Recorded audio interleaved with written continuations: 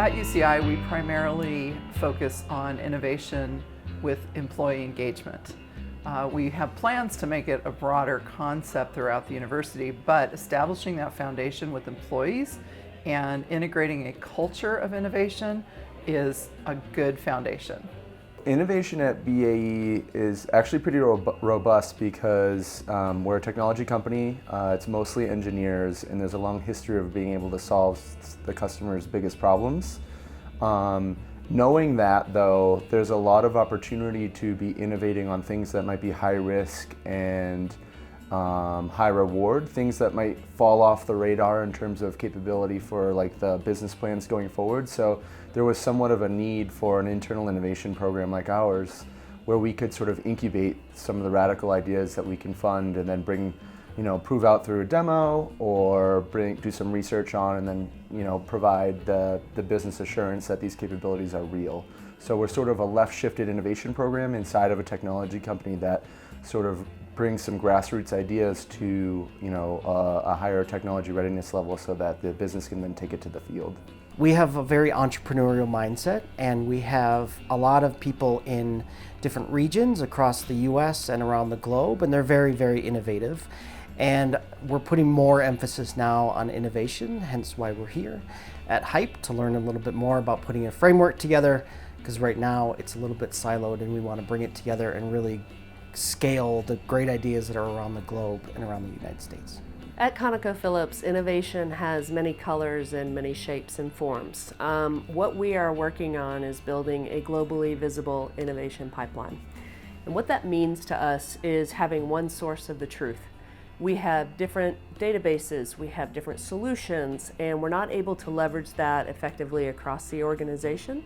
So by building a globally visible innovation pipeline, or the GVIP, we hope to surface up these solutions and innovations that are happening across the organization to reduce our cost of supply and increase production.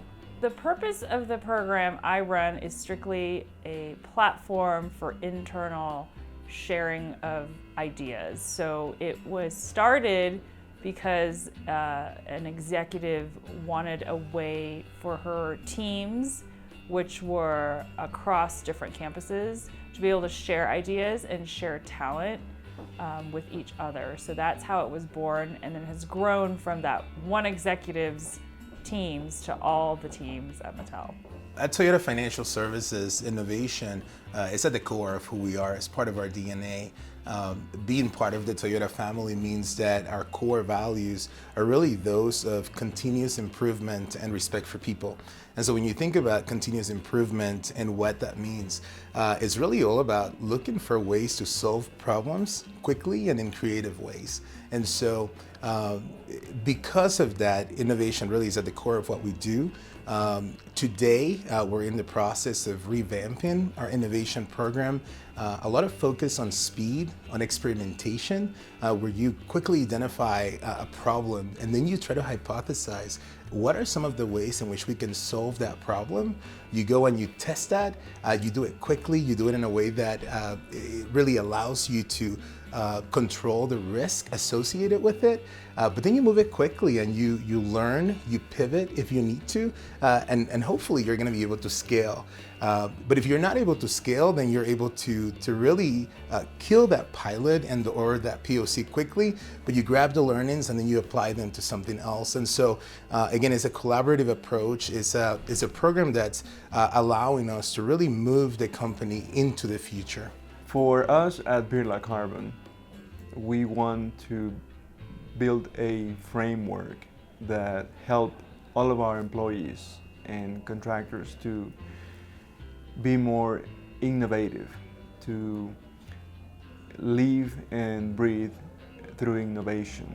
We want to bring innovation as part of our day-to-day activities, not to use buzzwords these days, to make it part of our DNA.